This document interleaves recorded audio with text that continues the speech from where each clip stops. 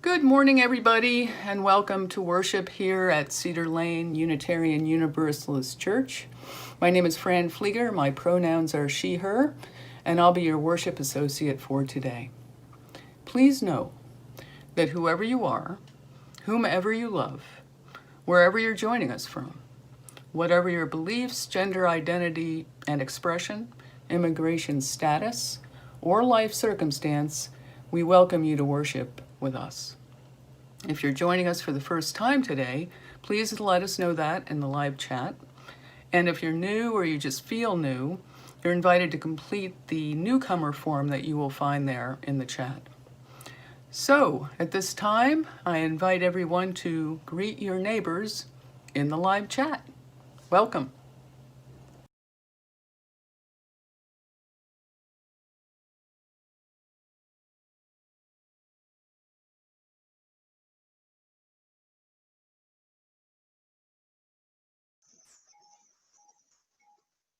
Hello, I'm Jenny Foster, and I'm chair of the family ministry team, and my pronouns are she and her. If you have a chalice at home, you're invited to light yours now. And let us know in the chat where you are from by writing the chalice is lit in from whatever neighborhood or town you're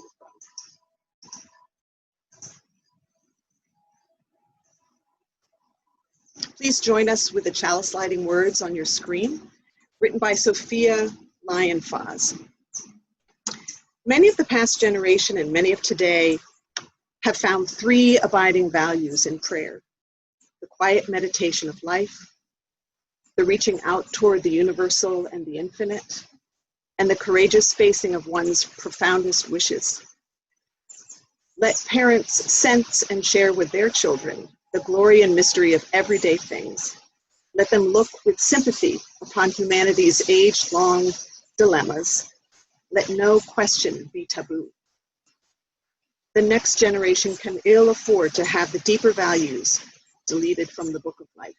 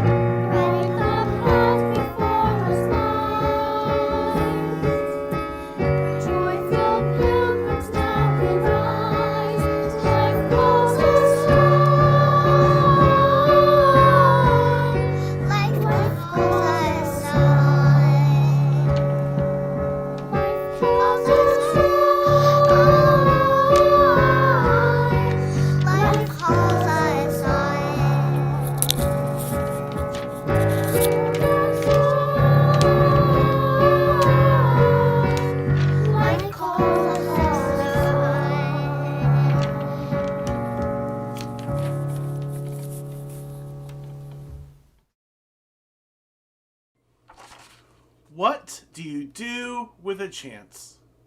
Written by Kobe Yamada, illustrated by May Bessam, and published by Compendium Publishing. This is one of my favorites. One day, I got a chance. It just seemed to show up. It acted like as if it knew me, as if it wanted something. I don't know why it was here. What do you do with a chance? I wondered. It fluttered around me. It brushed up against me. It circled me as if it wanted me to grab it. I started to reach for it, but I was unsure and pulled back. And so it flew away. Oh, it flew away. I've thought about it a lot. I wish I had taken my chance. I realized that I had wanted it, but I still didn't know if I had the courage.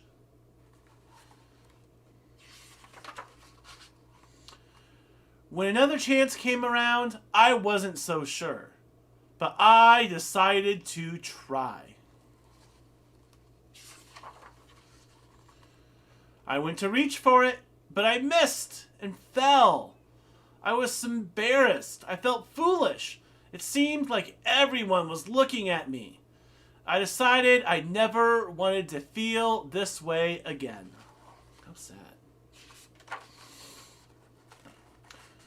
So, after that, whenever a chance came along, I ignored it. And the more I ignored them, the less they came around.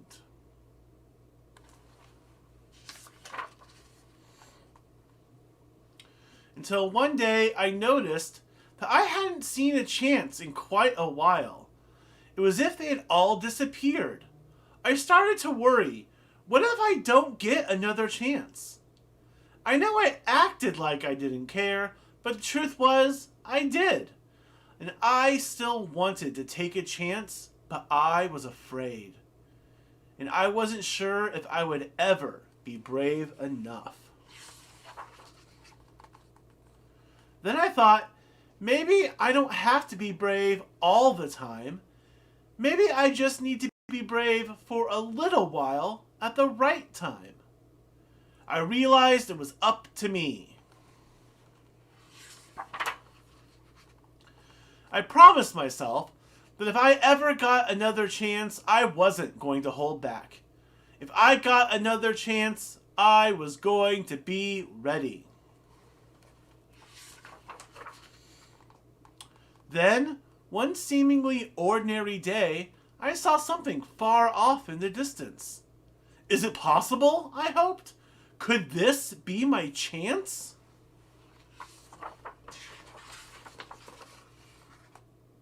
I had to find out. I ran as hard and as fast as I could toward it.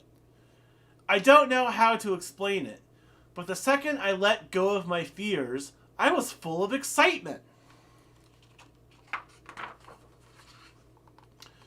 It wasn't that I was no longer afraid, but now my excitement was bigger than my fear.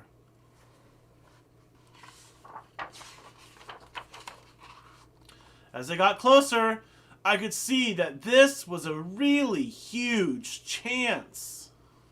So big, look at that. But this time I was ready. As it came by, I reached out and grabbed it. I held on with all my might.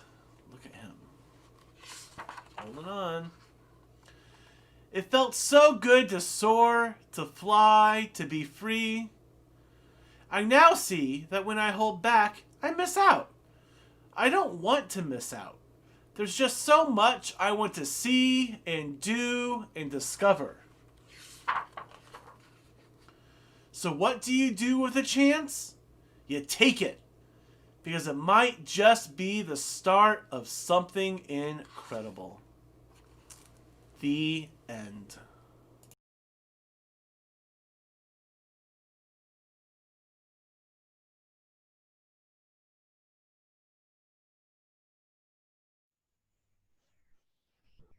Thank you, Tim, for that beautiful story that teaches us to not only take a chance, but risk and try to work through our fears.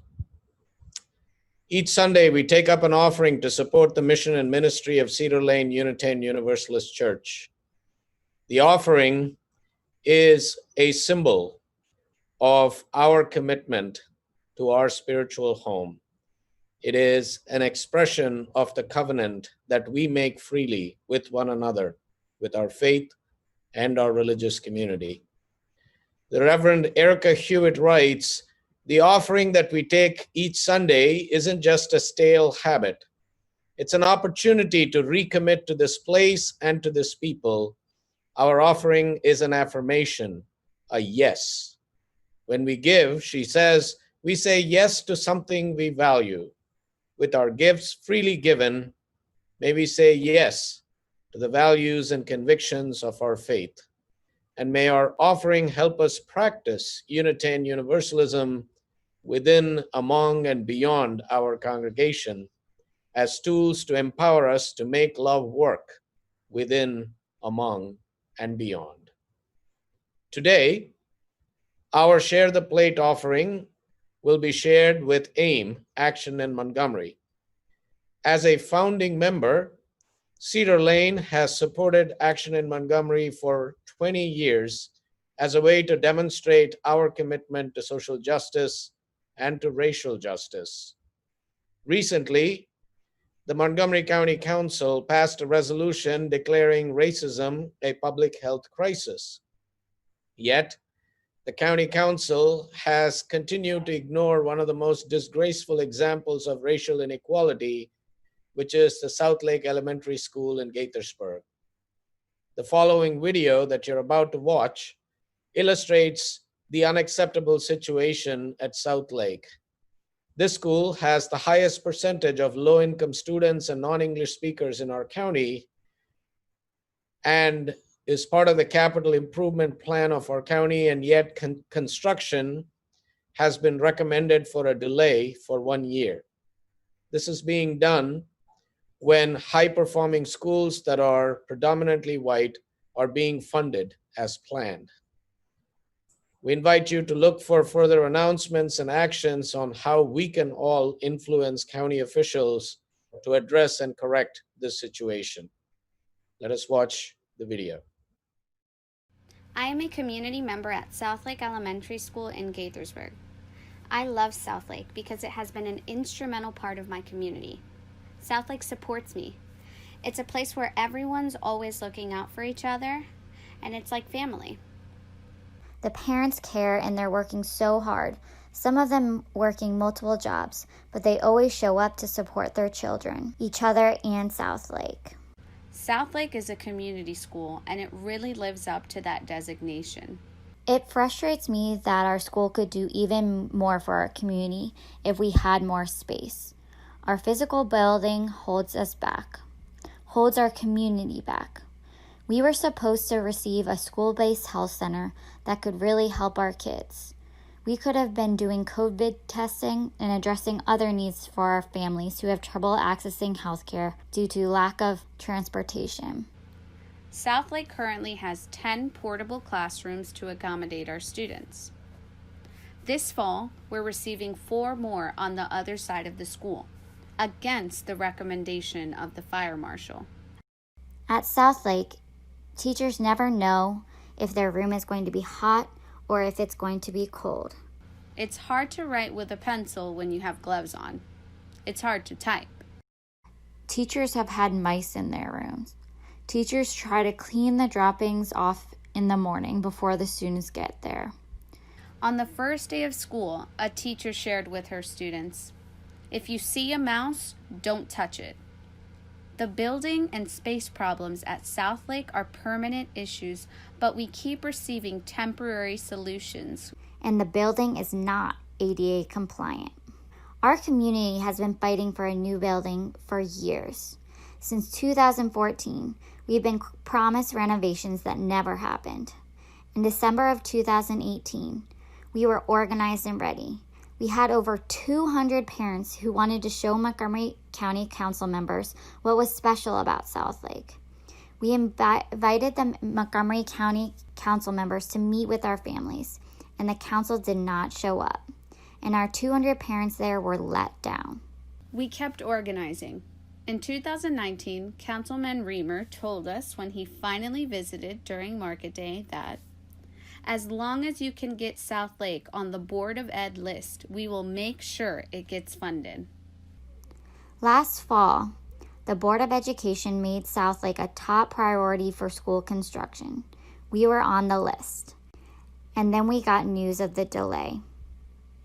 In May this year, the council members voted unanimously to delay Southlake construction against the recommendations of the Board of Education. And we've been asking ourselves, why? This wasn't our first time on the Board of Ed list, and it wasn't our first time being delayed. Our parents have been saying this building is not okay for so long. The council isn't listening. You're saying that our kids' lives don't matter and our parents' voices don't matter. What you choose to fund communicates what you value.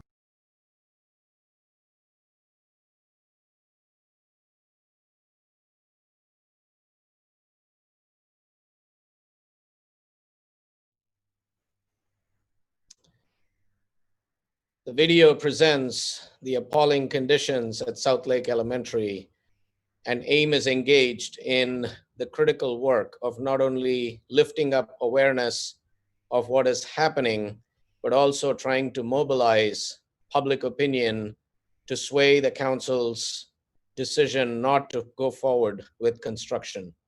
So friends, you can contribute generously today to support the ongoing work that AIM is doing, not just in this regard, but in other areas as well. And you can commit to getting involved in supporting the work so that the council and the school are able to continue the work that they need to do in order to create a more safe, healthy environment for our children. You can give by electronic means of the modern era, by text, online giving, PayPal or QR code, or by the ancient spiritual practice of mailing your check to Cedar Lane at 9601 Cedar Lane, Bethesda, Maryland, 20814.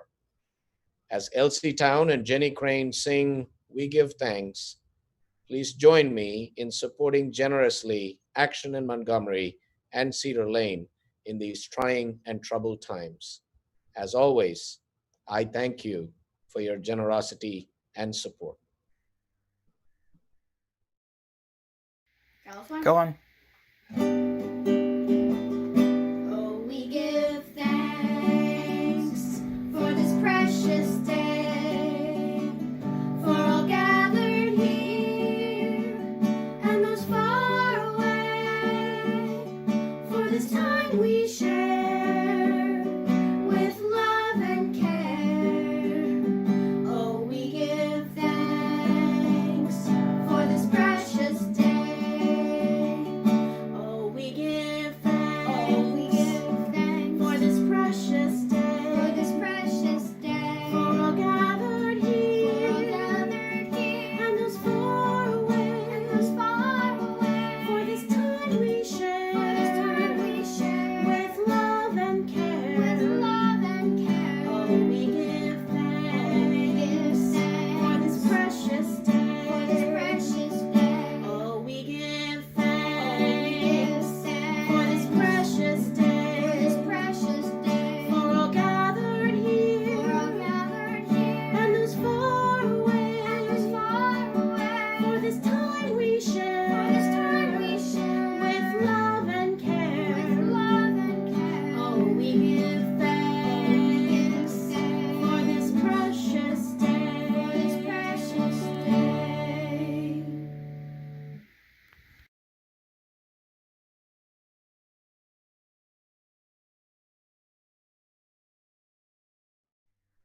In the words of the Reverend Lynn Unger, through the work of our hands and the work of our lives, our love is made real. May we be grateful for all the ways we come together to make love real at Cedar Lane and in the world. Let us center ourselves now, inviting our mind, body, and spirit into the space made sacred by our presence and the presence of the Holy, in which we live, move, breathe, and have our being.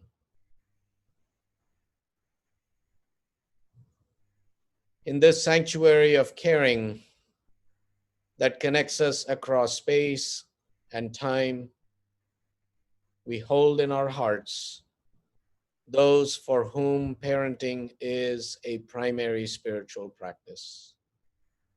We hold those who are mourning a loss, those who are living with grief or chronic pain, with illnesses seen or unseen, those with mental illness or addictions, those who have suffered abuse or injustice, those who have experienced job loss and facing food and economic insecurity.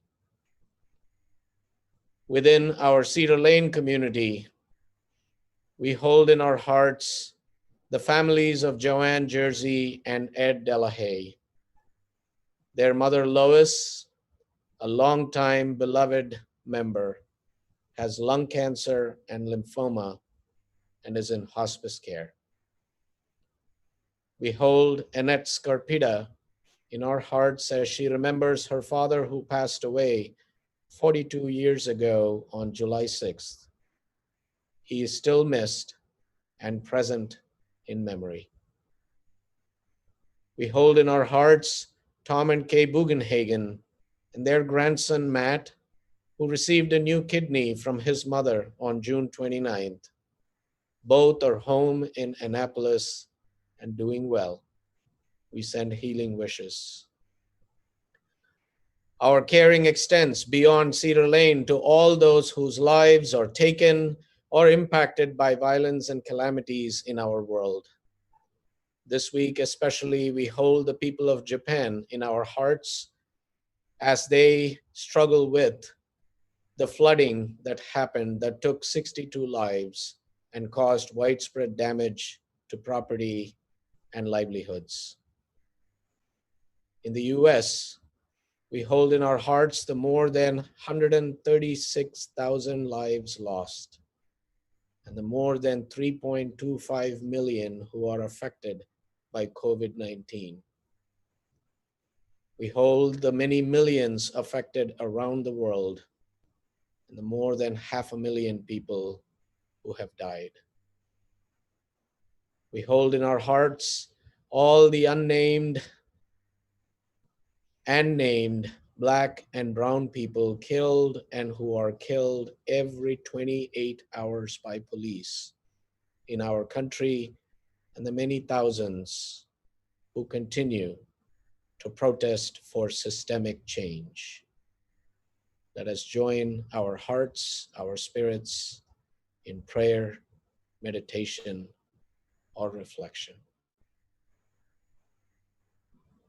Nameless one of many names, whose living form is a courageous love which excludes no one, includes all, and knows no end. We give thanks for all that has led to this moment and all that is yet to come. We gather with gratitude for the gift of life and the many blessings that life brings upon us. Remembering all those who have gone before us and on whose shoulders we rise, we gather with faith in the practice of democracy. We gather with hearts and minds open to the wisdom in every voice among us, reaffirming our commitment to promoting the inherent worth, dignity, and divinity of every person.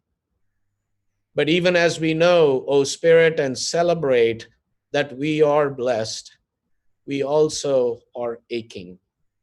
We ache with the hope for a world where oppression and injustice of any kind is challenged. We ache with the longing that the work of creating justice, equity, and peace were already complete. O Spirit of love, help us, guide us, support us. May we be reminded that we need not be alike or think alike to live alike and love alike.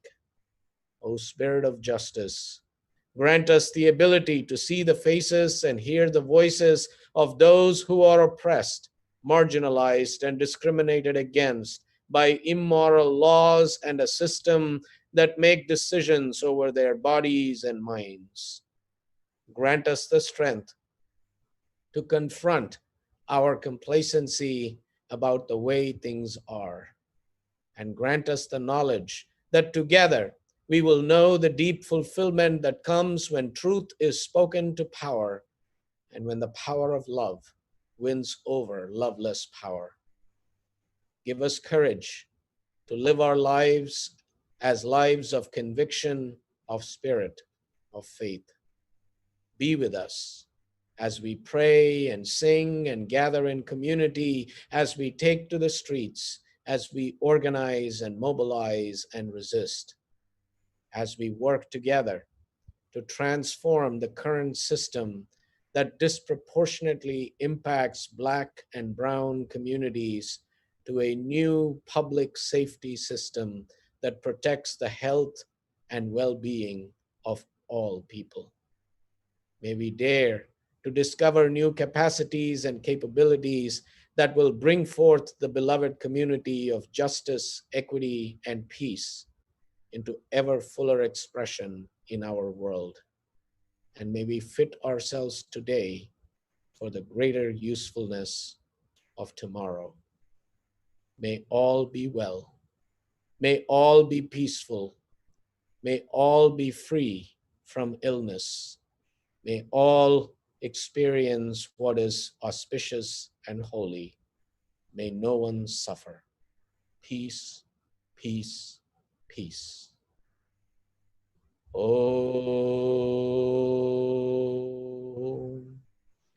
Sarvesham Swastir Bhavatu Sarvesham Shantir Bhavatu Sarvesham Purnam Bhavatu Sarvesham Mangalam Bhavatu. Om Shanti Shanti Shanti. Om Shanti Shanti Shanti. Om Shanti Shanti Shanti.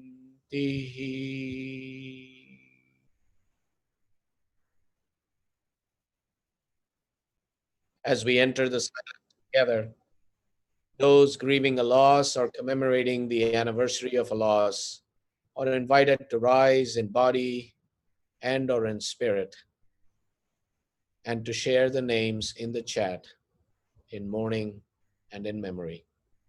Let us enter the silence together.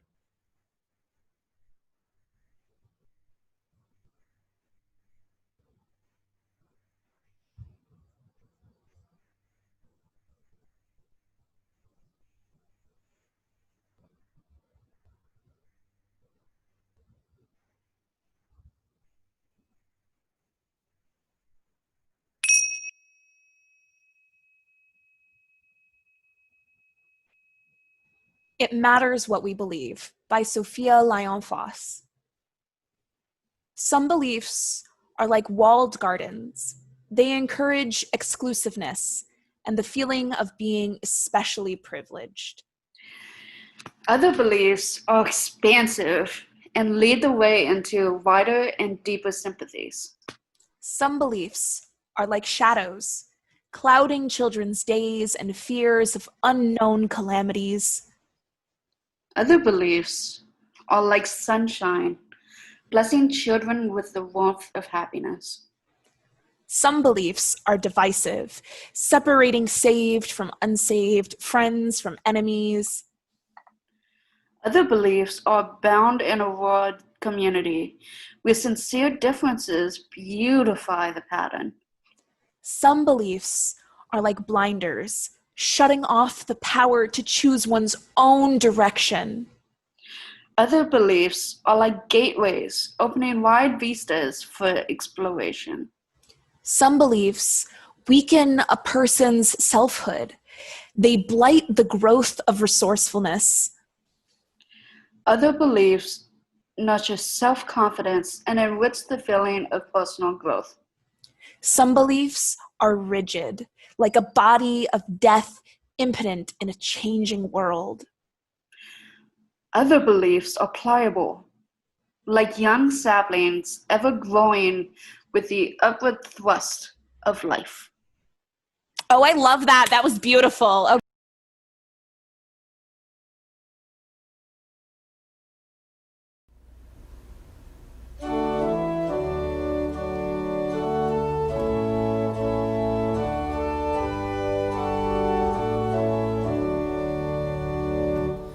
Come thou fount of every blessing, tune our hearts to sing thy grace.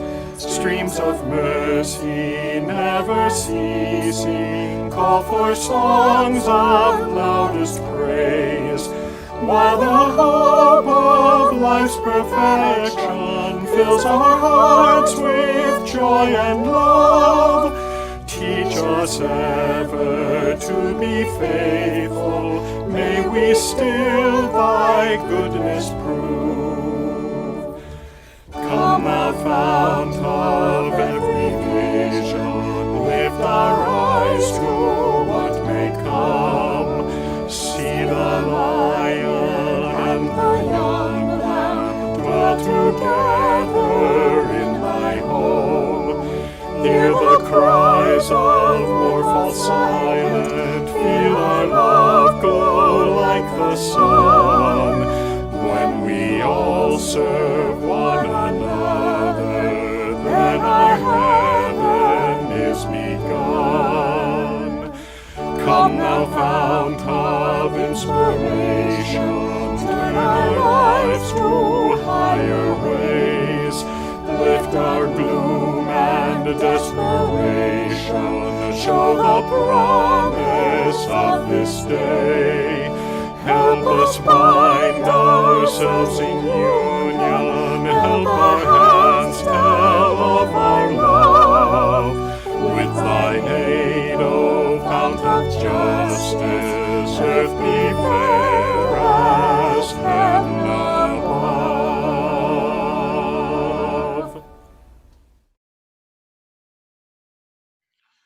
Good morning. Without a doubt, Come Thou Fount is one of my top 5 favorite hymns in our hymnals. Thank you so much to the quartet for singing it and to Jasmine for rocking the organ for it. Now, in the grand Unitarian tradition, the words are slightly different than the version used in most Christian churches. And you know what? That suits me just fine, because this hymn has always spoken to a deep place in me, especially the words of the 2nd and 3rd verses. So I did a little research. These 2 verses in particular were written by Eugene Navius. And I think the reason why these words have always called out to me is that Eugene Navius served the UUA in the Religious Education Department for 29 years and left as director of the department. He was a religious educator, and he spoke the language of religious education. And this hymn speaks to the ultimate purpose of religious education. So I'm going to use this hymn today as our guiding text as I talk with you about some of the lessons I've learned at Cedar Lane, serving as your religious educator for the past 3 years, and as I talk with you about where I see the future of religious education going. I also invite you to reflect on each of these lines and see what meaning they have in your life too. So I'm going to use the text of the second verse to talk about some of what I've learned here at Cedar Lane. Let's take it line by line. The first line, come thy fount of every vision, lift our eyes to what may come. So lift our eyes to what may come can have a couple of different meanings. I see it as an expression of hope, and I see it as an expression of change. Worship is one of the ways we make hope real at Cedar Lane. When we worship, we are engaging in a practice where we share our collective hopes for the future.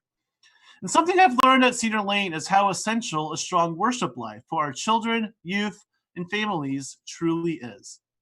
So I remember my first year at Cedar Lane, and I was really starting to track attendance in our children's chapels. And we were getting an average of 85 to 90 kids, teachers, parents, and other supportive adults attending.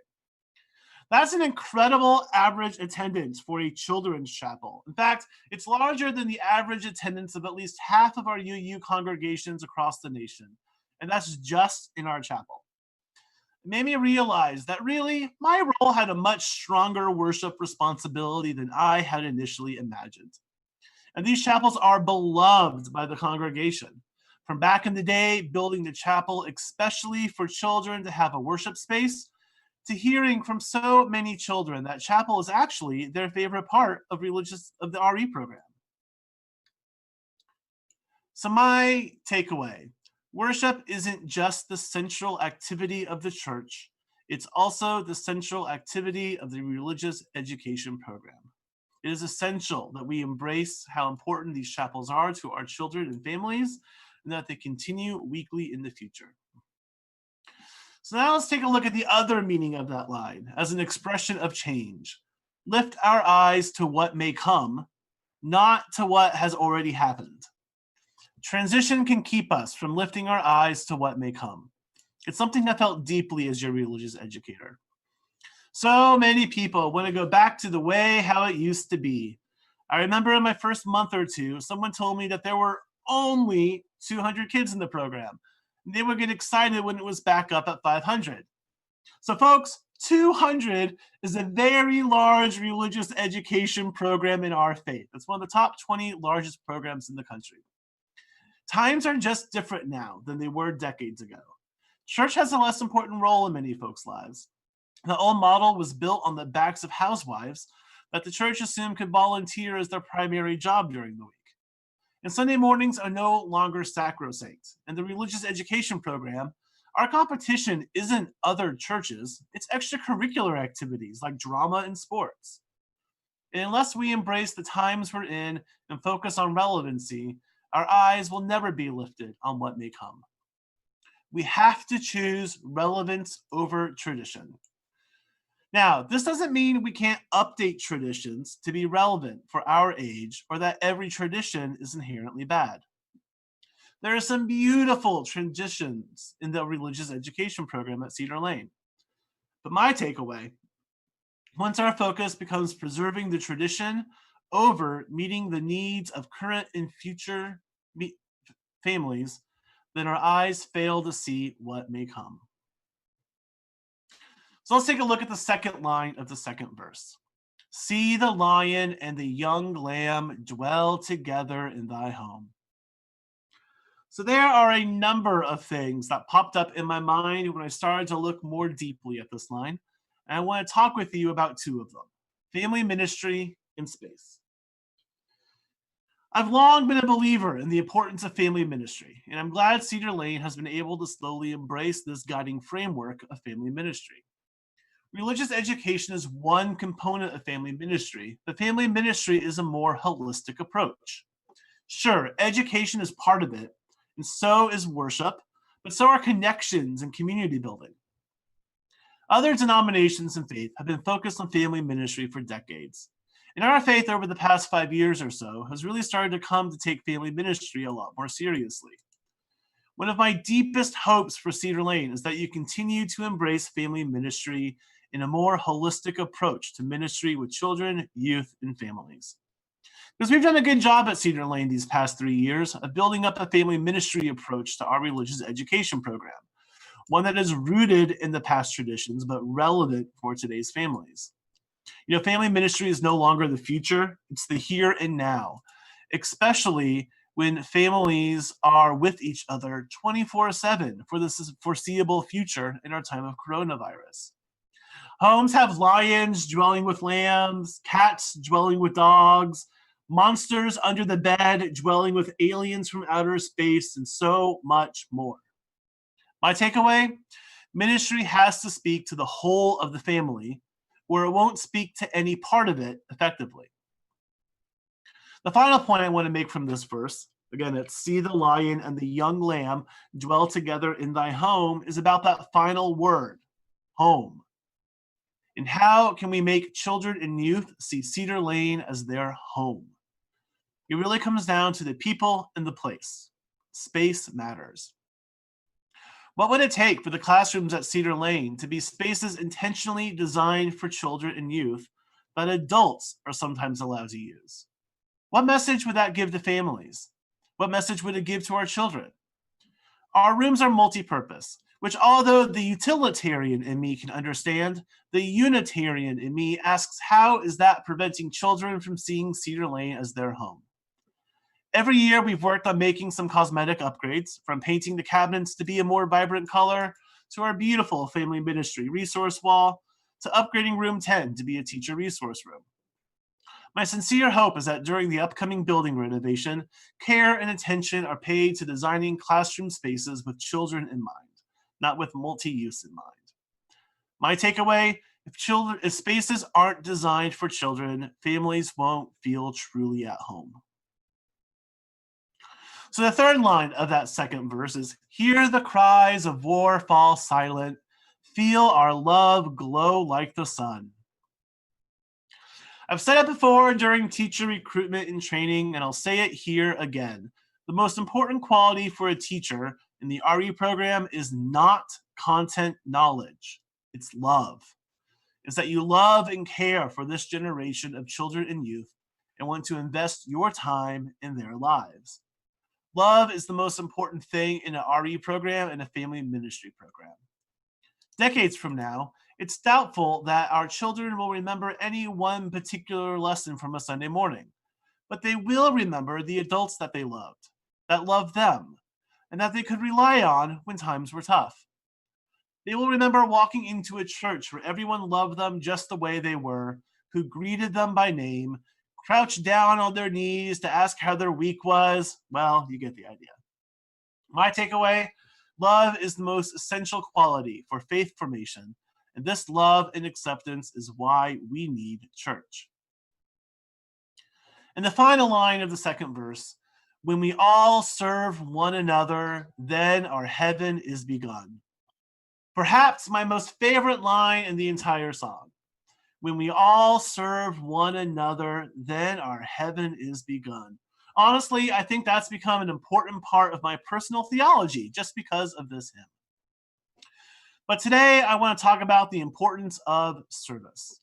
Cedar Lane has a strong percentage of non-parents teaching in the program, and I'm proud of that. But in my dream religious education program, there would be 0 parents teaching, because parents would be focused on boosting their own spiritual development, getting recharged in our worship services, and building their own faith. Now, sure, I understand some parents love spending their time in the RE classroom with their kids, but in my ideal world, it's all non-parents teaching. My takeaway here is that the religious education program has to be a ministry of and by the entire congregation. If we want to see our UU values more in the world, then our top priority has to be sharing and building those UU values in current and future generations. And how do we do that? Through religious education and family ministry. So we've taken a look at the second verse and what lessons it showed me from Cedar Lane. So how about we listen to that "Come Thou Fount" one more time, and then we'll talk about the third verse. Please go ahead and play "Come Thou Fount."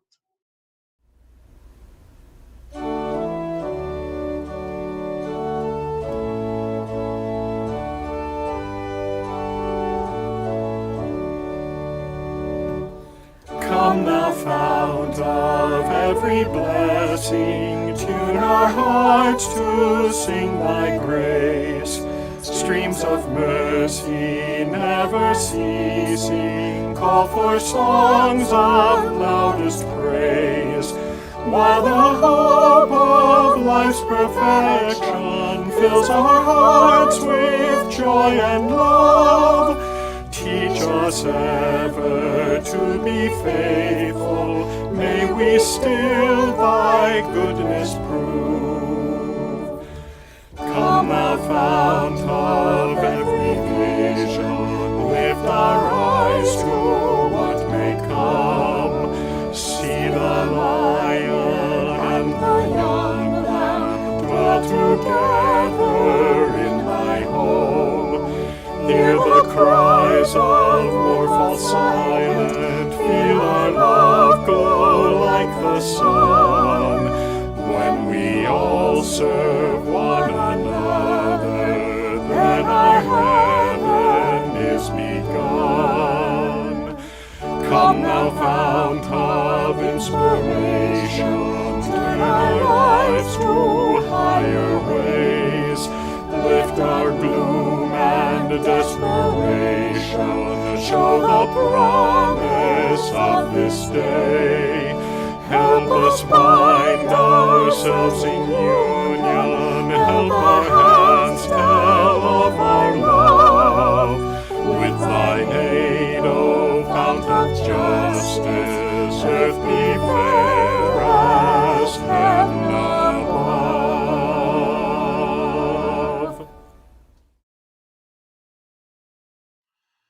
Beautiful, just beautiful. I'm so glad they did that hymn for me today. So now let's talk about the third verse of Come Thou Fount, and how it points us toward the future of Unitarian Universalist religious education, faith development, and family ministry. The first verse reads, Come Thou Fount of Inspiration, turn our lives to higher ways. So how do we best turn our lives to higher ways? I hear this as a question of how do we teach others, even ourselves, about Unitarian Universalism and how to live a UU life in today's society. And I think far and away, the best way we transmit what being a Unitarian Universalist means is through mentorship over instruction, which means small groups over classes. What would it look like if everyone in the congregation had a mentor and everyone in the congregation had a mentee? What would it look like if every person in the church was in at least 2 small groups? One that met regularly for years and one that met for up to a year so you get to know more people. What would it look like if we modeled Unitarian Universalism in all that we do and say as a way to show what it means to be a UU through our regular actions and conversations? What if in addition to having, let's say, a group of pastoral visitors, we also had a group of spiritual coaches there to help coach you in living a UU life and helping you learn more about your own spirituality?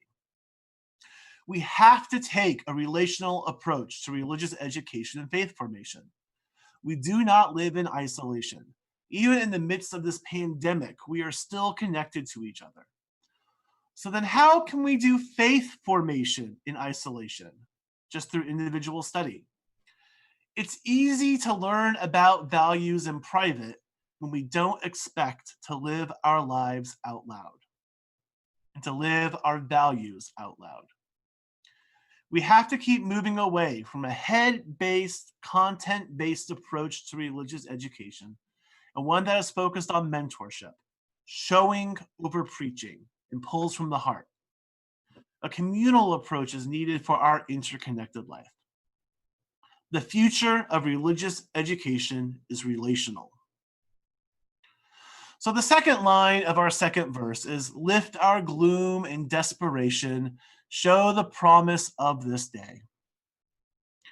So if there's one thing I tried to bring to the program, it was joy.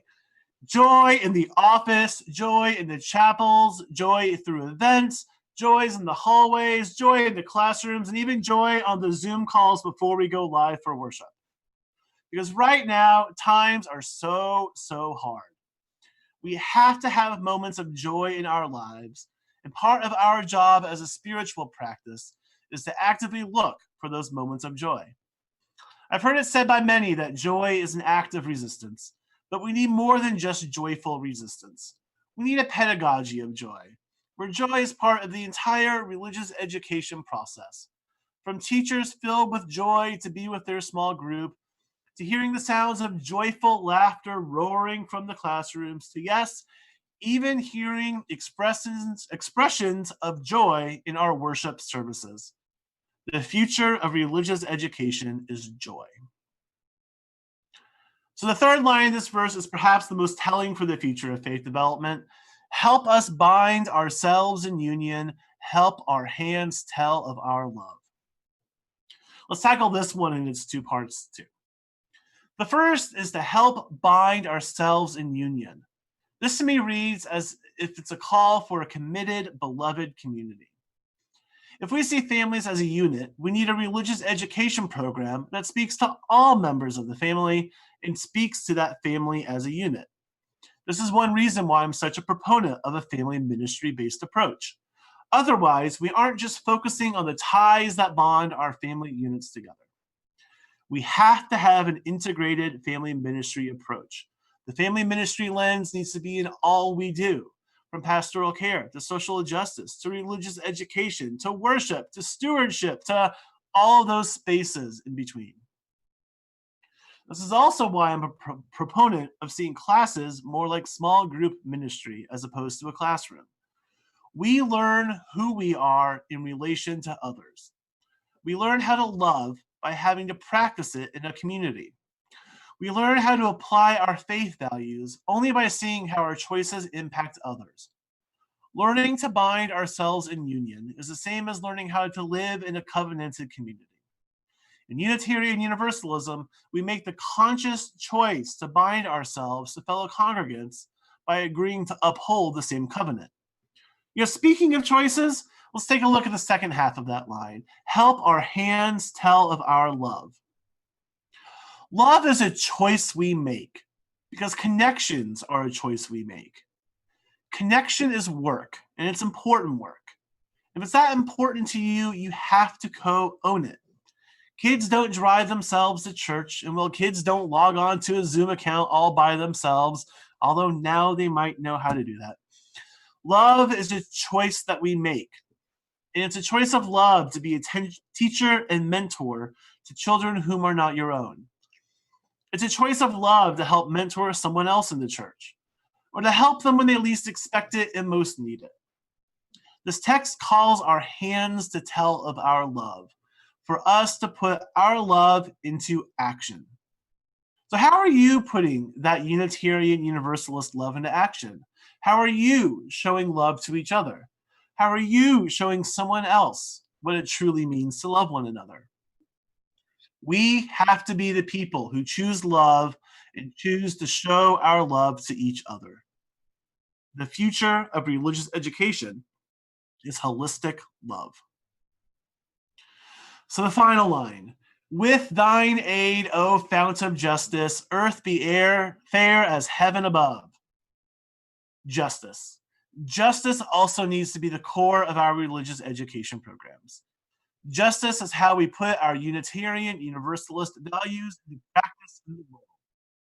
If we don't have justice as an essential component of the RE program, then we are failing to show how to live UU values in the real world. So then what's the point? We need to be working with our children and youth to hear from them what their social justice passions are. I would love to see a program where social justice organizers meet one-on-one with children and youth and have a coaching session where the social justice coach helps the youth discover what social justice passions they might have and to come up with a plan for how to get engaged around the issue. Especially right now in our society, we have to make racial justice at the center of what we do, and that includes religious education.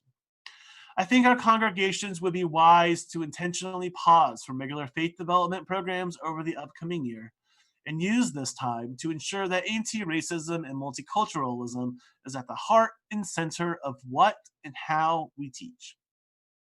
The future of religious education is justice. So there you have it. Let me recap my takeaways and what I see as the future of religious education. So my 6 takeaways.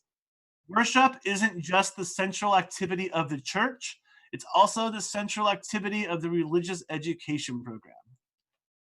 Once our focus becomes preserving the tradition over meeting the current and future needs of our families, then our eyes fail to see what may come. Ministry has to speak to the whole of the family, or it won't speak to any part of it effectively. Number 4, if spaces aren't designed for children, families won't feel truly at home. Number 5, love is the most essential quality for faith formation, and this love and acceptance is why we need church. And number 6, the religious education program has to be a ministry of and by the entire congregation. And then my 4 futures of religious education. The future of religious education is relational. The future of religious education is joy. The future of religious education is holistic love. And the future of religious education is justice. Thank you for having me these past 3 years. It's been a blessing. I hope you've also learned a lot during these past 3 years, and I wish every single one of you all the best, and wish all the best for the Cedar Lane Religious Education Program now and in the years ahead. So may it be. Amen.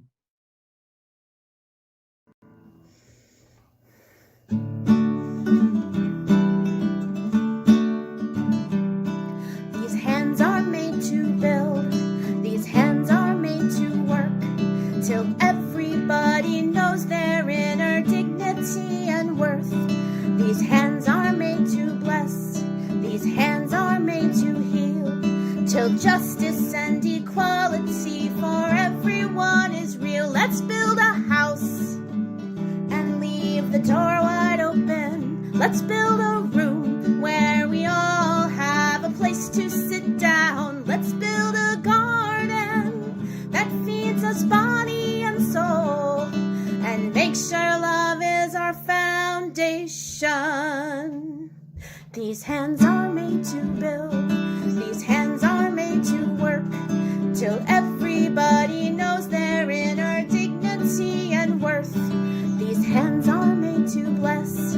These hands are made to heal till justice and equality for everyone is real. Let's build a church and keep our hearts wide open. Let's build it strong to heal all our sorrows and pain. Let's keep it up so no one can bring us down, and make sure love is our foundation. These hands are made to build.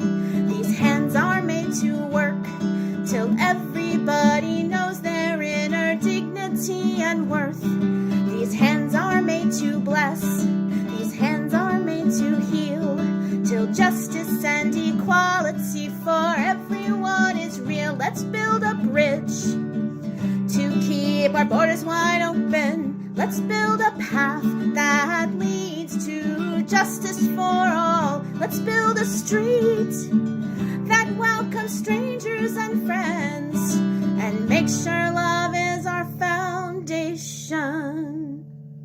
These hands are made to build.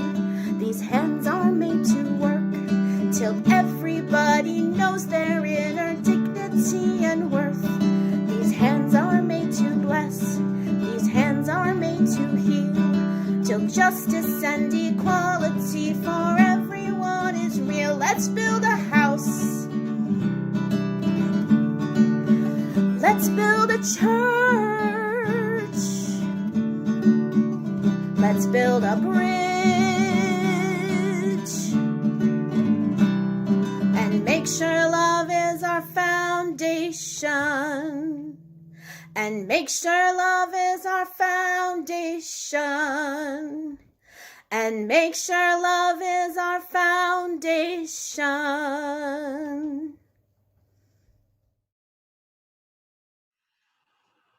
Before we close, I'd like to thank the team who helped make today's service a possibility. Reverend Avi, Fran Pliger, Jenny Foster, Babs, Stephanie Williams, Jasmine Lee, Jenny Lynn Moyer, Rachel Moore, Kevin Miller, Travis Plager, Jenny Crane, and our children and youth singers. Thank you to the members of our AV team, Barb Thompson for directing today's service, Mike Norris, Don Woodruff, Todd Chernikoff, and Rebecca. Thank you to our membership and pastoral volunteers who have been active in the live chat. We'd love for you to stay in touch. Please join us at virtual coffee hour. Once we're all in the room, the host will assign you to a random breakout group so that we get to have small group social conversations. Thank you for posting that link. So my closing prayer. May we all grow relationally. May we all be joyful. May we all embrace holistic love, and may all have justice. Thank you. And now for our postlude, come sing a song with me.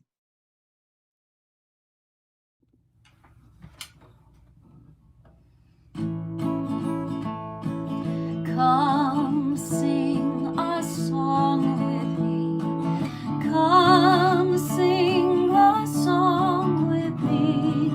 Come sing a song with me, that I might know your might.